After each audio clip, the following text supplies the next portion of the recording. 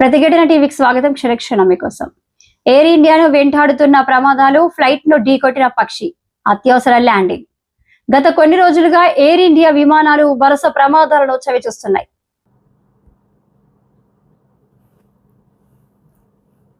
ఆ తర్వాత విషయం బయటపడింది. ఇందుకు సంబంధించి జూన్ 20న పూణే నుండి ఢిల్లీకి ఎగురుతున్న AY2470 విమానం పక్షి ఢీకొనడం వల్ల రద్దు చేయడం జరిగింది. ఎయిర్ ఇండియా ఒక ప్రకటనలో తెలిపింది. ఇన్కమింగ్ విమానం పూణేలో సురక్షితంగా ల్యాండ్ అయిన తర్వాత ఇది బయటపడింది. దర్యాప్తు కోసం విమానం నిలిపివేసినట్లు అధికారులు తెలిపారు. ప్రయాణికులను ఢిల్లీకి తీసుకెళ్లడానికి ప్రత్యామ్నాయ ఏర్పాట్లు చేశారు. మరోవైపు తనిఖీల నేపథ్యంలో ఎయిర్ ఇండియా జూన్ 21, జూలై 15 మధ్య 16 అంతర్జాతీయ విమాన మార్గాల్లో విమానాలను తగ్గిస్తున్నట్లుగా తెలిపింది. ఈ సమయంలో 3 విదేశీ మార్గాల్లో విమానాలు రద్దు చేస్తున్నట్లు ప్రకటించింది.